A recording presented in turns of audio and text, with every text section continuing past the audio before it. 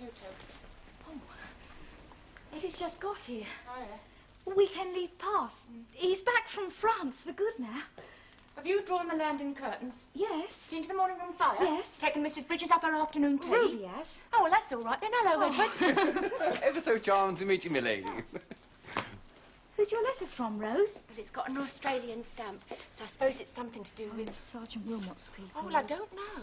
Oh, one of the lads in our section at the depot's from New Zealand. New Zealand's not Australia, silly. What section? It's the one I told you about. It's what that Sergeant Major's had me put on ever since I got posted home. That's why I'm applying for an early discharge before I throw up. Well, why, Eddie? They made me the regimental sanitary corporal. Oh. I'm in charge of latrines at the depot. Go on. Well, it's not funny, Daisy. It's flaming tragic. Oh, I can't believe it. It can't be true. Oh, there's been a mistake. Must have been. What is it, Rose? Well, What's happened? It's from Mrs. Everett and Soul, solicitors, 14 Union Street, Melbourne, Australia. And it says, Well, go on. Dear Miss Buck, estate of the late Gregory Walter Wilmot, hereby inform you, bequest under terms of will of the said, legacy of £1,200. He's left me £1,200. Here, look, Daisy. Rose? Here, I'm not dreaming, am I? I don't know. No, that's what he says, look. Oh, Rose, it's a brilliant... £1,200? You're a flipping millionaire, Rose. Oh, no. Oh, I must tell Mr. Hudson. Yes. Mr. Hudson. Mr. Hudson. God, 1,200 quid. God, we could do with that, Daisy. I say we could. Some people have all the luck. Well, perhaps not. It's a great deal of money, Rose. But then he was your intended. You were to have married. Yes, I know. That'll be the reason. That'll make a difference to your life, Rose. Bound to. It'll bring you a certain independence. Yes, I suppose it will. Funny. Funny how a letter can come through the post and change your whole life. Yeah. There's a letter here for his lordship bearing an Inverness postmark, which could well alter the course of his life if I'm not too much mistaken. Mr. Hudson. Inverness? Now, one could hardly fail to notice the recent exchange of correspondence between the master and Mrs. Hamilton. Mr. Hudson. Look, I'm going to tell Mrs. Bridges. I could buy a house. Whole street. Oh, of course I'll buy you all something nice with it, goes without saying. £1,200. Oh, Gregory.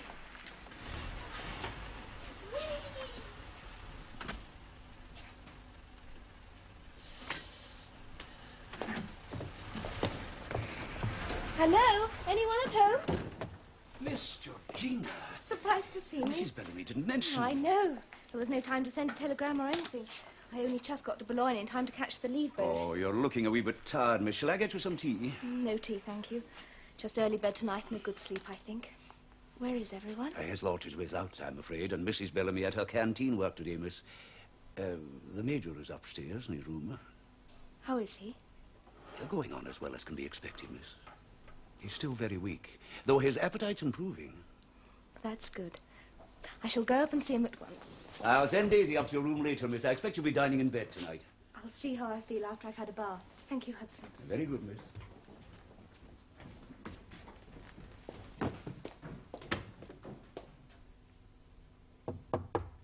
Who is it? It's me. And I'm not a ghost. Georgina. You're back. They sent me home just for a bit. They think I'm overtired. So I should think. Hey, come and sit down and talk to me. I get so bored and lonely up here. Oh, my poor Jumbo. Are you still in pain? Oh, not too bad, really. An old leg plays me up a bit if I stand on it too long. Apart from that, all serene. I'll be going downstairs, you know, to a few meals. Okay, come sit down, eh? Yeah. And, what about you, my little Miss Nightingale? Oh, I'm very glad to be home. And why didn't you come home on your last leave? I went to Paris with Martin Adams and 2 other people. We had a very gay time. enough, Martin was on the boat coming over. He was so kind, he helped me when we got into Folkestone. He lost an arm, poor darling. Did he? Wasn't it wonderful of Hazel coming over with that ambulance to fetch you? And Father? Yes. I don't remember much about it, not really. Well, I ought not to stay too long and tire you. I'm not tired. The nurse who replaced me at the CCS came over from London. Do you know they've got 5 wards at St. Thomas's filled with cases of this awful Spanish flu? It's quite an epidemic. A lot of the soldiers have got it. That's all we need now. A plague.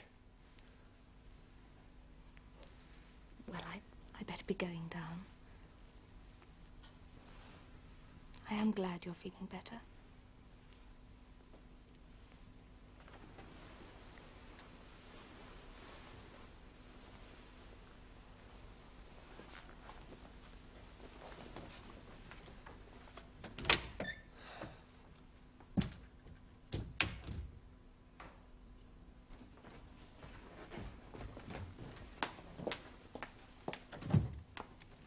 Hazel. Georgina. Hudson told me you were home. It's a lovely surprise. It's all been such a terrible rush. Anyway, you're here now.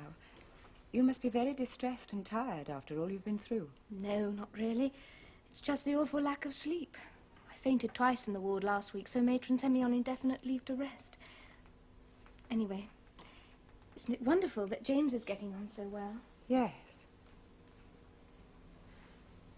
I thank God he was taken into your hospital. Into your care. Hazel, if I behaved stupidly over him coming home with you, I do hope you can understand and forgive me. It's just that I was so afraid for him, the bumpy roads and going onto the boat. But I knew that you and Uncle Richard would take very good care of him. But perhaps I felt that, well, after nursing him through the worst part, that... Georgina. Georgina.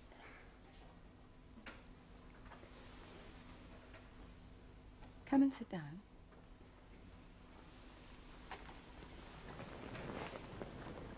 My dearest Georgina, if I didn't understand exactly how you felt, I wouldn't be much of a person. Naturally, I've known how fond of James you've been ever since you came to live in this house, and he of you.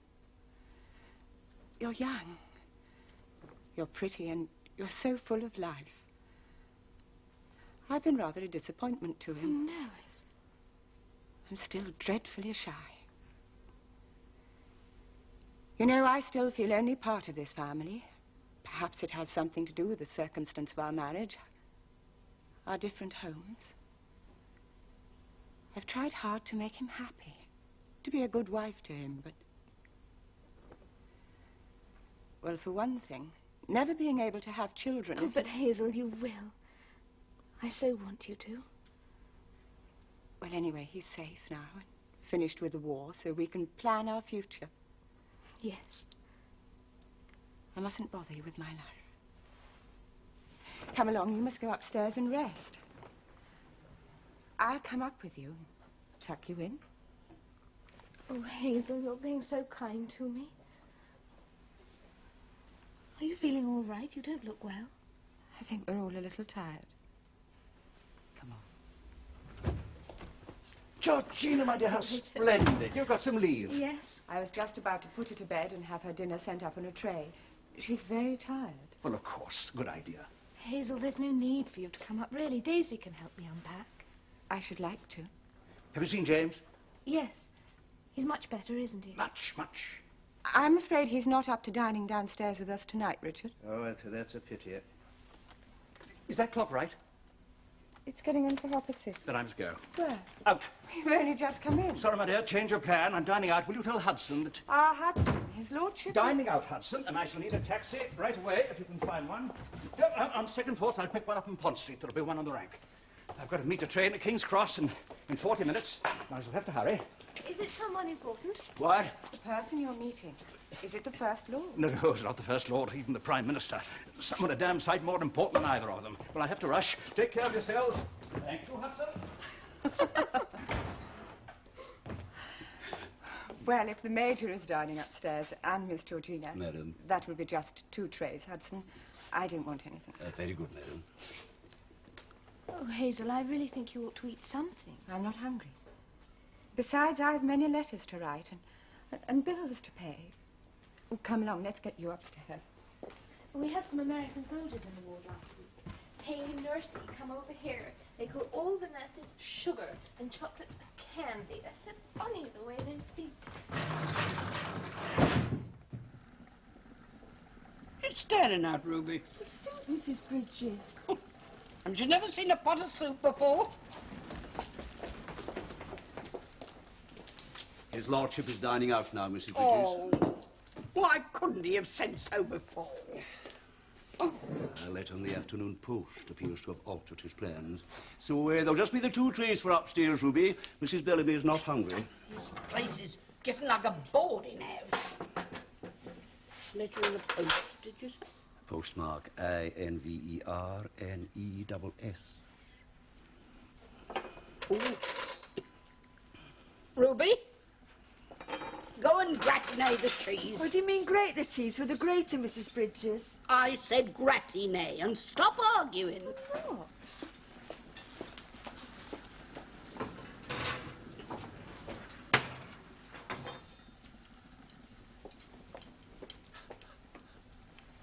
Heard from her again, has he? Hurried off to King's Cross to meet a train.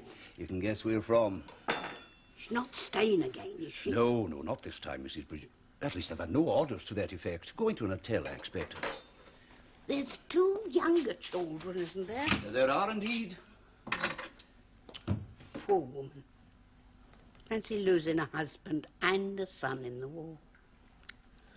I don't know. How did she strike you, Mr. Hudson? This Mrs. Hamilton. A woman of breeding and good looks, Mrs. Bridges. Much character and a good deal of dignity. Not to be easily, shall we say, pushed around, but kindly and with courage. And a healthy, cheerful soul to boot. I'd like some soup and some roast chicken with potatoes and spinach. Oh, and perhaps a little fruit salad. I'm afraid long train journeys always make me ravenous. Of course they do. Yeah, I'll have the same, please. And a bottle of hock. Whatever the wine waiter recommends. You're being so kind, Richard, really spoiling you. How spoiling you? I didn't write and tell you my train got in at 7:10, meaning you to meet her, so it was just by way of information. I couldn't leave you standing on a drafty platform with 2 young children and a senile nanny. A porter would have got us a taxi. And to come here first and make sure that our rooms were ready. Oh, and the flowers. Oh, the flowers were to welcome you to London. I know. Compliments the Hyde Park Hotel. That's not true. How do you know? Because when I telephoned down to the manager's office to thank him for them, he knew nothing about it. Oh. I'm afraid you're just a very kind and chivalrous man, Richard. And now to invite me to dine, really you shouldn't have. You said you were ravenous? I am. Well, the children upstairs in bed, what better than a leisurely dinner in the grill room, so that... So that what, Richard? So that we can discuss the future. Whose future? Ours.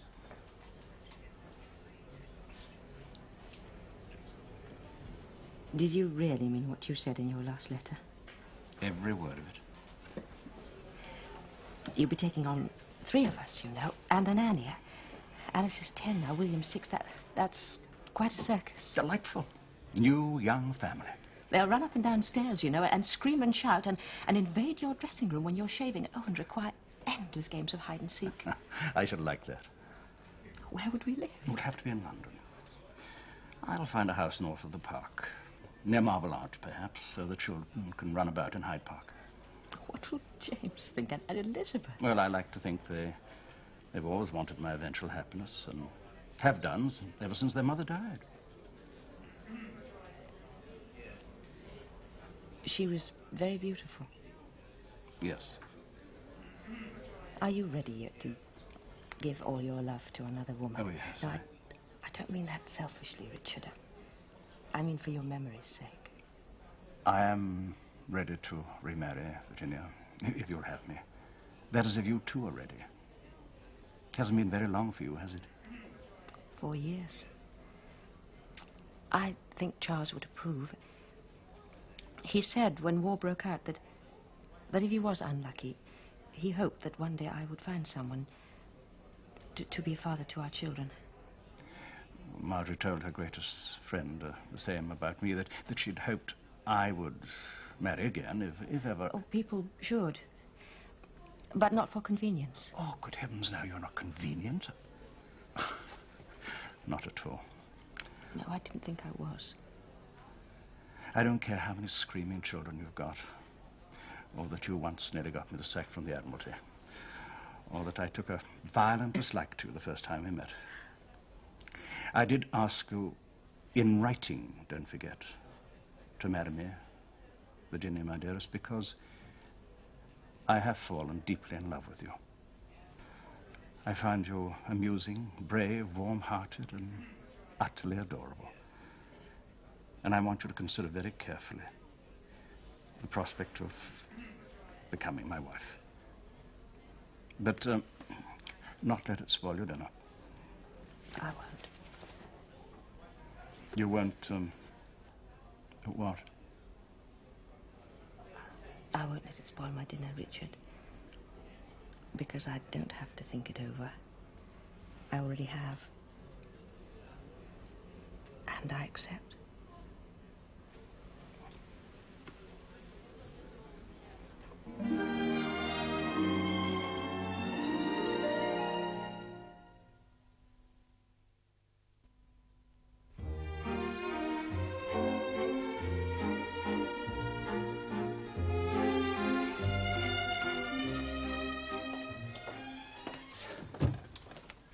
Good morning, my dears. Where have you been? Didn't you want any breakfast?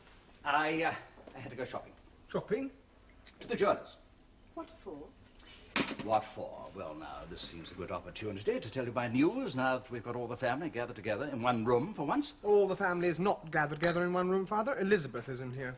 I wrote Elizabeth a long letter last night, which Hudson posted this morning. What is all this, Father? I think I can guess. Can I not? Possibly. Oh, Uncle Richard, you can't keep us in suspense. Please tell us. Well, they haven't made you a duke, have they? No. Prime Minister? Richard, tell, please. Well, I want you all to know that last night I asked Virginia Hamilton to become my wife, and she agreed. Oh, Richard. Richard, I love you. There's my secret out. Congratulations. She's so nice, and oh, you'll be so happy. I know you will. It's wonderful Many news. congratulations. Hazel said only last night she thought there might be something in the wind. Thank you, my dears. Well, I must confess to feeling a trifle guilty being so happy at a time of so much suffering, but I cannot help it. I love Virginia very dearly, you know. I always thought you'd fall in love with her. Of course. She'll never quite take Marjorie's place and doesn't aspire to. We both lost somebody close and precious, and, well, that gives us something in common. And, well, when we found the house and moved in with the children, I shall no longer feel quite such a burden. Richard, you're not a burden to anyone. Well, no longer a paying guest. One less mouth to feed. We'll miss you terribly. What will we do without you? Well, I hope I shall see something of you. I mean, I'm not going to Timbuktu, any north of Hyde Park. We'll come to tea, and we'll play with Mrs. Hamilton's children in the nursery, won't we, Hazel? Yes. And spoil them. And take them to the zoo. Yes. All the same, the house will seem very funny without you. Not too funny, I hope. Well, but I must go. My chief clerk will start worrying. I've got an Admiralty meeting at 12. Yes, I must go too, up to Manchester Square to see Viola Courtney, who's gone down with flu, and then on to Selfridge's. Well, come in my taxi. I'll drop you at Hyde Park Corner. Oh, would you? Then I can get a bus up Park Lane. Delighted. Thank you. Well, Jane, I shall see you later. Yes, Father. I am, in fact, taking Virginia to dine at the Savoy tonight, but I shall be back to change. We'll have a good talk then. Eh, James? Yes, Father. Well, come along, Georgina. Come on. Mind he doesn't cheat. He's rather keen on winning lately, aren't you, Jumbo? It's too early in the morning for silly jokes. Come on, Georgina. I'm sorry.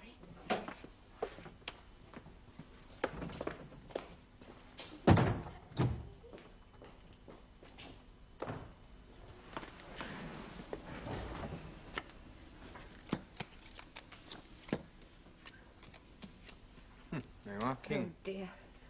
1, 2, 3. Jack, 1, please. Thank you. Can't see the point of this idiotic game. Do you want to stop? Not particularly. What else is there to do? James, I am trying very hard To keep me amused? Yes. Yes, I am. I'm doing my very best. I know you're still not well, and I know you're rather depressed, but I do think you might try and be a little more cheerful. I didn't sleep very well last night, Hazel. Why didn't you ring your bell? I'd have come. Can't disturb you every night. We should never have got rid of that Nurse Wilkins. James, you virtually ordered me to get rid of her. You said she drove you mad fussing over you. She did. I didn't mean you to sack the woman. Well, that's what you said. I did not say that! You implied that you wanted me to dismiss her. Why must you go on and on, being so unreasonable? Oh, go away. I can't bear weeping women. Get out if you're going to weep all over the place.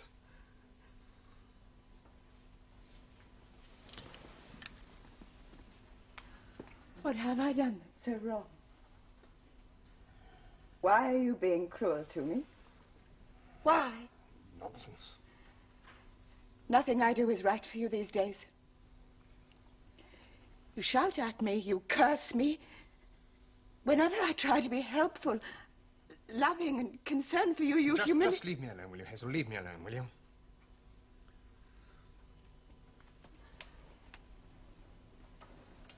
What do you want me to do about Nurse Wilkins? Get her back? I don't care. No, I don't want her back. Are you sure? What about your bag? I do not want her back. Didn't you hear me? Yes, I heard you. I do not want her back. No, get out.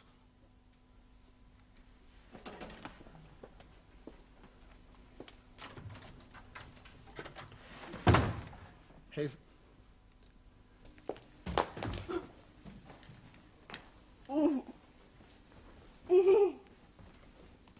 Madam? Madam, what's the matter? It's nothing, Rosie. Nothing. It's all right. Was you going upstairs?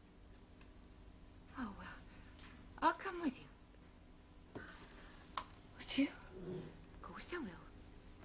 I've done the linen. Oh, Rose.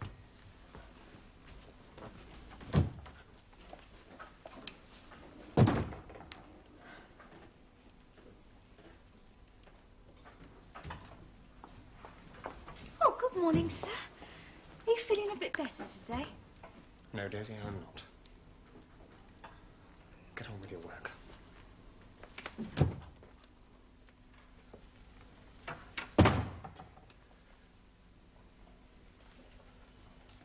He don't mean it.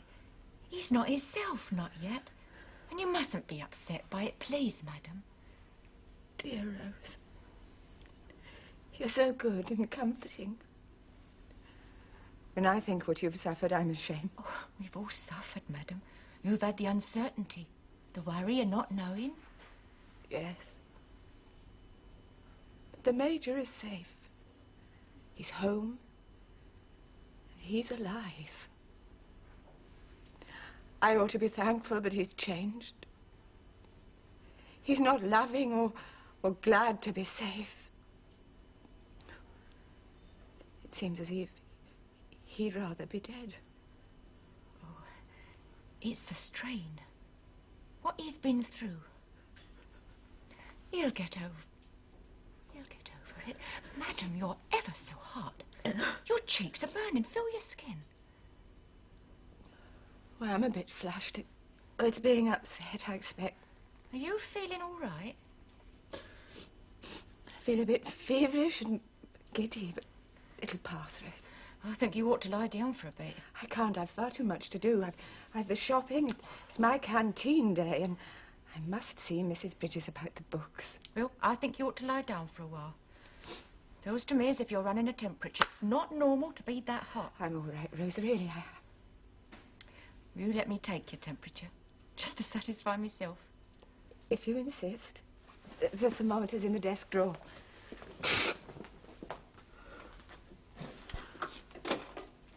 I Hello, Dr. Foley. I'm speaking on behalf of Lord Bellamy. It's the butler, sir. His lordship is out, you see, and the fact is Mrs. Bellamy is running a temperature. Yeah, a temperature. Yes, well, her maid says it's just over 103 degrees. In bed? Oh, yes, yes, she is, sir. You will? Oh, very good, Doctor. Thank you, Doctor. He'll be round within the hour.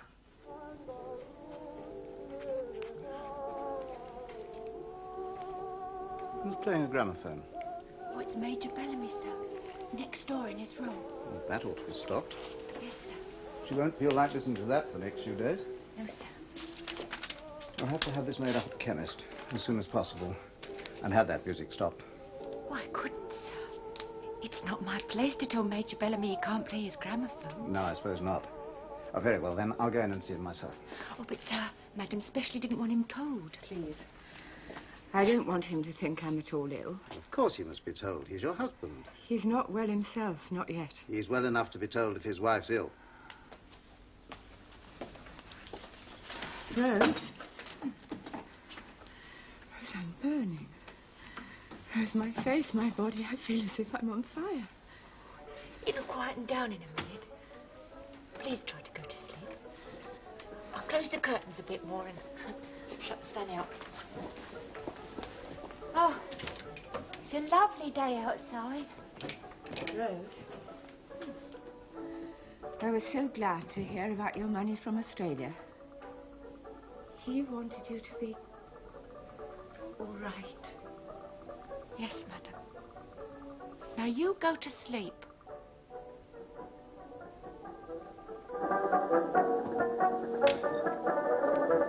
Good morning.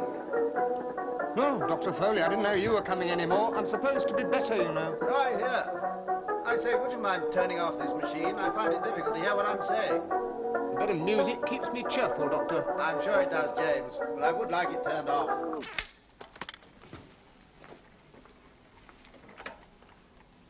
I'm not giving up my gramophone, if that's what you're saying. I wasn't going to say that, not in so many words.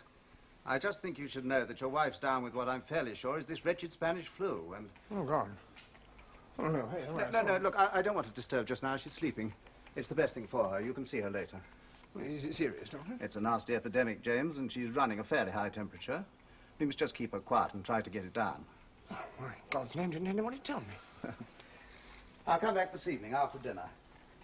Meanwhile, no music, eh?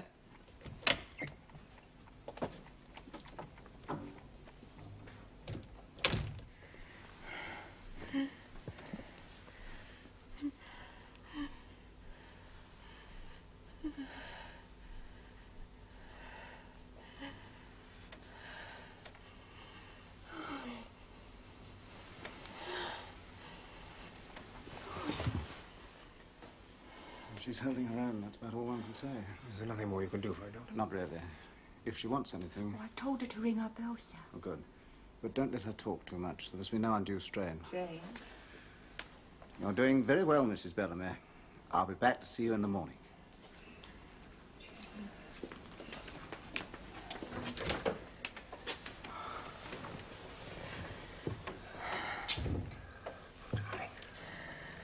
What time is it? It's evening. About 9 o'clock. It's dark outside. How do you feel? I'm better. My body aches all over. The head throbs a bit. You don't talk too much. The doctor says you're not to talk too much. Try and get some sleep.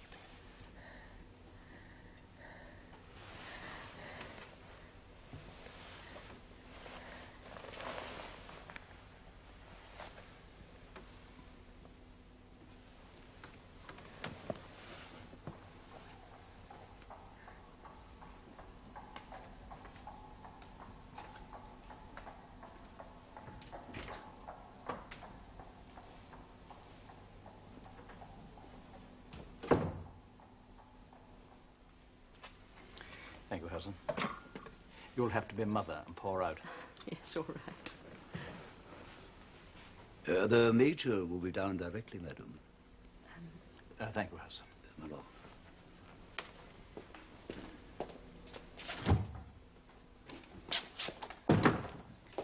Tea is in, Major. Thank you, Hudson.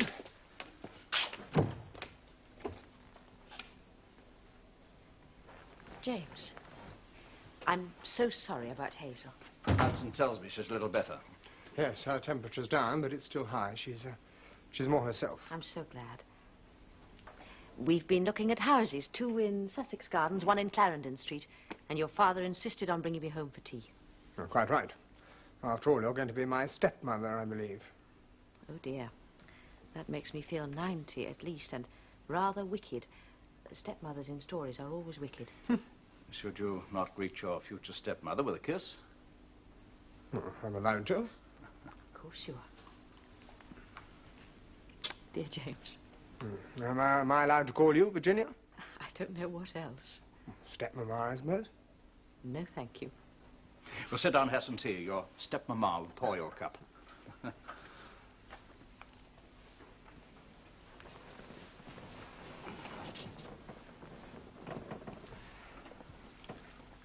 I feel an awful intruder doing this, but Richard insisted.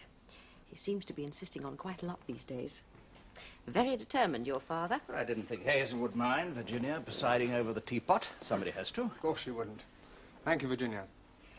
I want so much to go up and see Hazel, if it's allowed, or perhaps sit with her for a while and read to her, if she feels up to it. Do you think I might?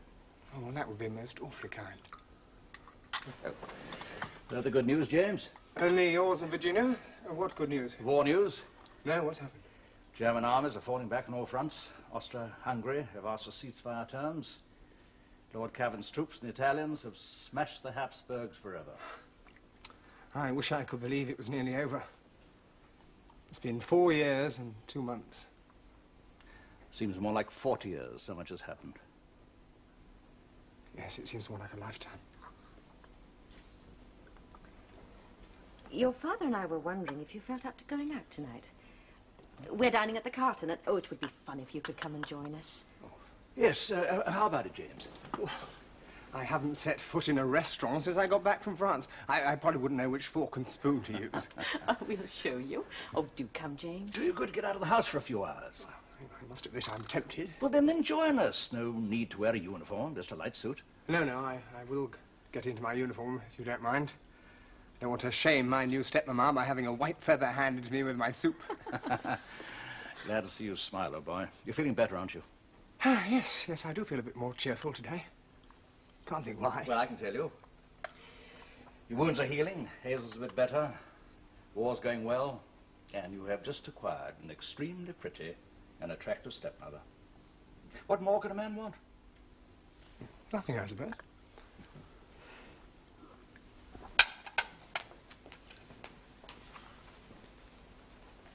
Her temperature's gone up, and she's delirious again. Oh, it always takes a few days to shake off a fever. Few days? It's been almost a week now or so. How's the Major taking it? Well, he sat up with her all night, and he's still in with her this morning. But Dr. Foley's coming after lunch, and they're getting in a night nurse. Some men have been putting straw down the street outside. Have you seen? Yes, I have. Dr. Foley ordered it. Says the traffic won't make too much noise going by and disturb her. They do that when someone in the house is gravely ill. All right, Ruby, less talk and get on clearing the table. I hear there's 2 more cases of it, next door but one. 169. Mrs. Wentworth Baker's house. One of the children and the nursery maid. How can English people catch Spanish influenza? That's what I can't work out. The disease is brought into this country by foreign waiters, Daisy, and the crews of foreign ships and others whose hygienic standards fall below our own. Well, then it must have started in Spain. And that goes without saying, Mrs. Bridges. Phew, I hope I don't get it. What's the matter, Daisy? Don't you feel well? Of course I do, stupid. It's no joking matter, Ruby. I wasn't joking. In brief, the bass-voiced man of the chimney corner was never recaptured. Some said that he went across the sea, others that he did not, but buried himself in the depths of a populous city. At any rate, the gentleman in cinder grey never did his morning's work in Casterbridge, nor met anywhere at all for business purposes the genial comrade with whom he had passed an hour of relaxation in a lonely house on the cool. The grass has long been green.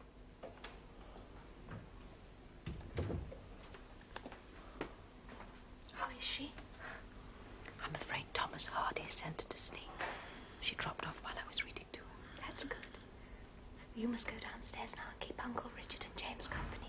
I'll sit with her. I'm all right, Georgina. Let me stay. I'm not tired, and you must be exhausted. No, I'm used to this. Besides, I want to be with her for a bit. All right.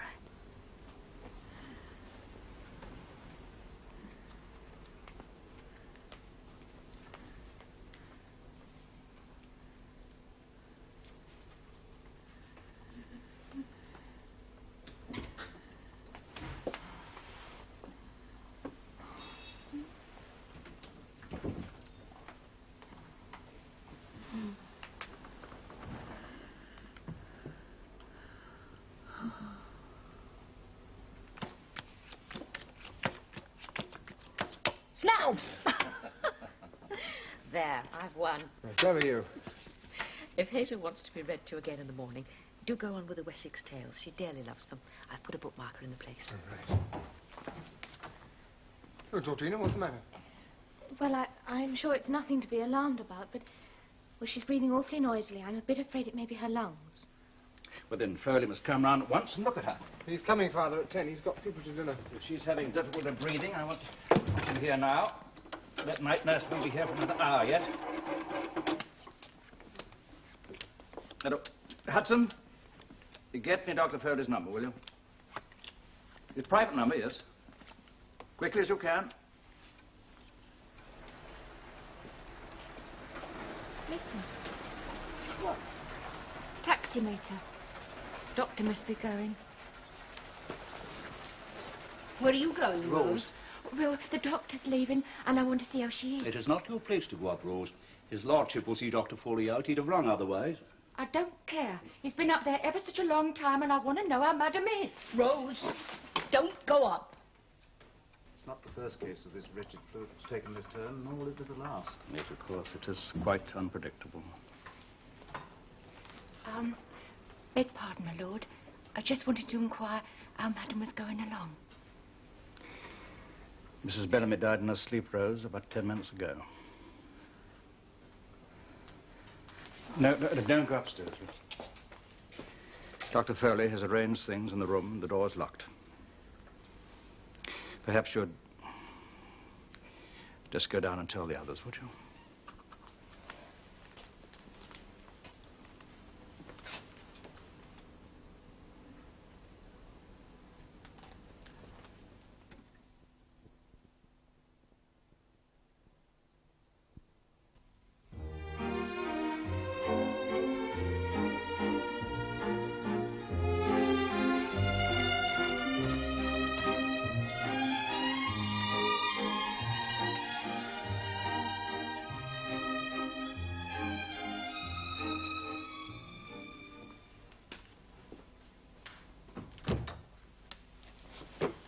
Well, James. Father? Pour yourself a whiskey and soda, boy, huh? Yes. Yes, I think I will. Was it very distressing? They were... pathetic, that's all I can say. Mrs. Forrest was pretty good. Did her best to hold her end up. But her father was simply... I know. wonderful parents. They were shattered. Yes. Did you happen to settle a date? Yes, the 11th, the day after tomorrow. It's the only day the vicar can manage. It'll be at her parish church, St. Mark's in Wimbledon. Yes, I see. Do you think any of the servants will want to come? They must be given the chance to go, certainly. I can make some arrangements to motor them out there. What's that paper boy shouting? He's coming this way by the sound of it.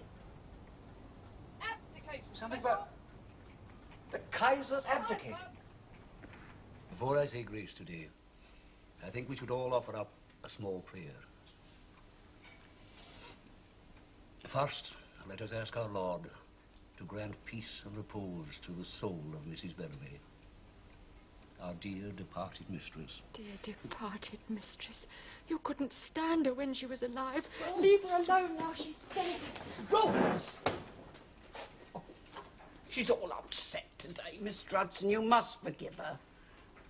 What with the war ending and thinking about Sergeant Wilmot and now Madam going and everything. If I have upset Rose, I shall certainly make it up with her later.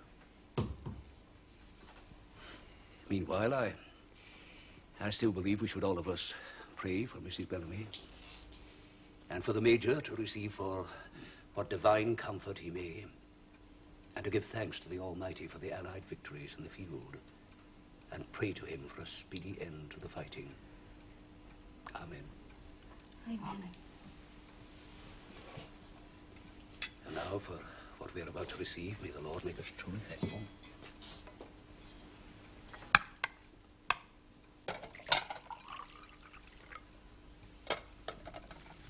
The cauliflower smells extremely appetizing, Ruby, if you were responsible for it. That's right, Mr. Hudson, I was.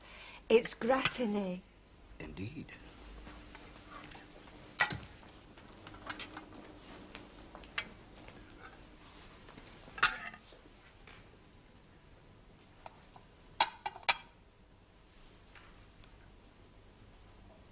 There's yours now, Rose. Tuck in, eh? Sorry, Mr. Hudson.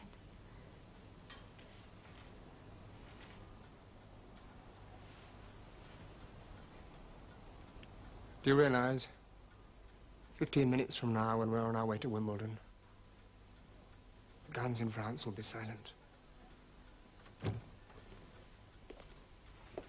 The cars are here, my lord. Thank you, Hudson. We'll be off then. Come along, my dears. Is my hair all right at the back, Virginia? Yes, it's perfect, my dear.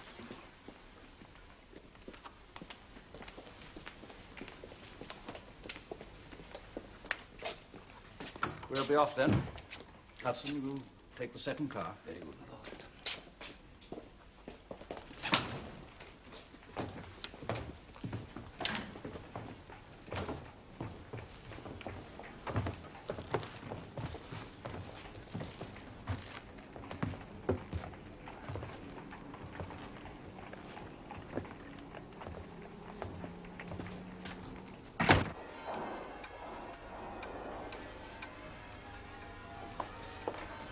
Hey, listen, Dave.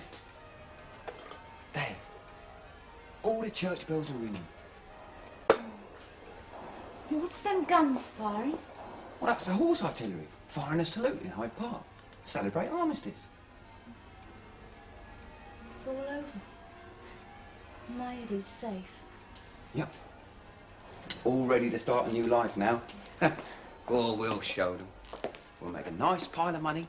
And we'll buy a little house with a garden. And you'll be waiting by the gate every evening for your wealthy, successful hubby to come home for his supper. Home from where, Eddie? What, a factory or the works? Maybe a bank. Well, any place of business where I'm employed. I see. Well, when are we going to give the Major our notice, then? Or his lordship. Well, when things settle down a bit, eh? I think we ought to give a fortnight's notice tonight. After all, if we're going to leave service here, there's no point in stopping on, is there? I mean, let's get it over with. Well, I'll only just been to Mrs. Bellamy's funeral today. I'll still be a bit upset, won't they?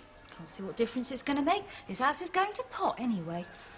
Mr. Hudson says his lordship and Mrs. Hamilton won't be living here once they're married, and with Mrs. Bellamy gone, he reckons the Major will go and live in rooms. Where's Miss Georgina? I don't know what's going to happen to her, unless she goes to her grandmother's at Southwold. Yeah, it's all blooming sad, I reckon. Oh, come on, Daisy, let's talk about something else. Hey, hope Miss Brunson's going to let you have this evening off so we can go round to the pub and drown the Kaiser in a pint of ale, eh? We'll make a nice night of it.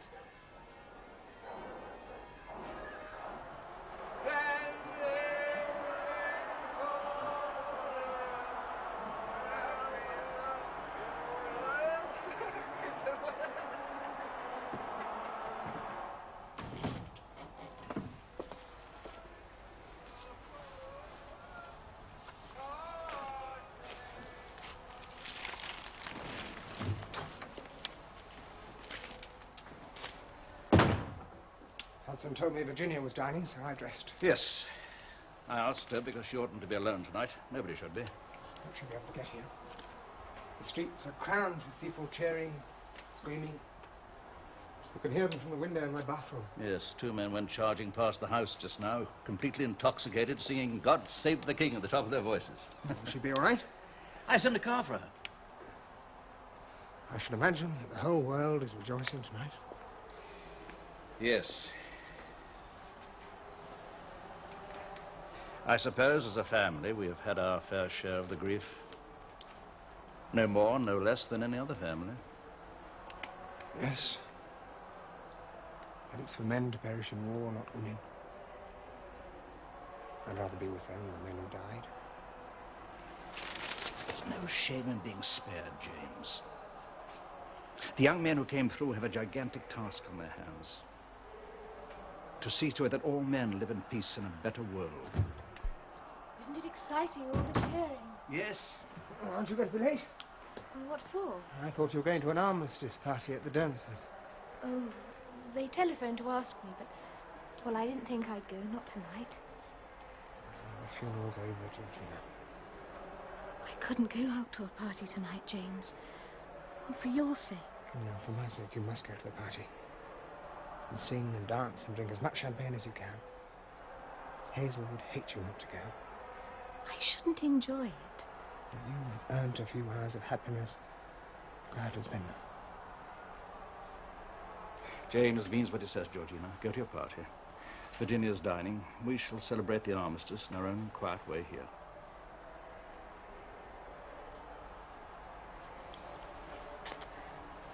Yes, all right, I will.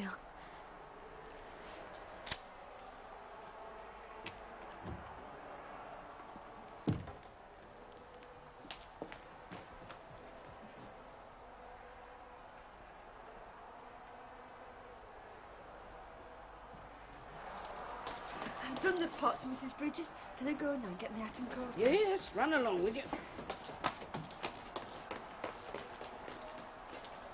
They going out upstairs? No, no, only Miss Georgina. I've set the bridge table for them. All right, we can go out now, Mr. Hudson. Yes, yes, I really will, thank you. Oh, don't you go without Ruby. Where is she? Fetching her hat and coat. I told her to be ready. I'm here, Mrs. Bridges. Well, I must say, if the Germans had seen you looking like that, Ruby, they would have surrendered weeks ago. Careful how you go now. The streets are very crowded. I'll take care of them, Mr. Hudson. Thanks for letting them off. There'll never be another armistice night, Edward. Not in your lifetime. Oh, God willing. Where are you all making for, then? Oh, we're going to walk across to Hyde Park Corner and along Piccadilly to the circus. That's right, isn't it? Yeah, that's the idea, yeah. What you grinning at, Ruby? Well, it's nice to be going out with a soldier, even if I do have to share him. Come on in, you behave yourself. Bye-bye. Bye-bye. Bye-bye. Don't talk strange.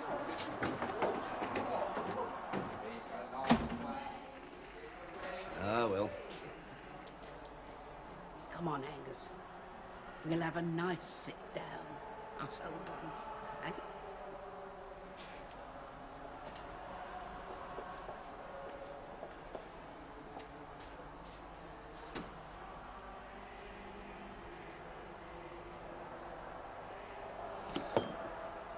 The trouble with this game is, you'll have to make all the decisions yourself. No partner to blame if you lose. Come on, Virginia. You must take a trick soon. I'm afraid I'm letting your father down badly. I don't think you will, somehow.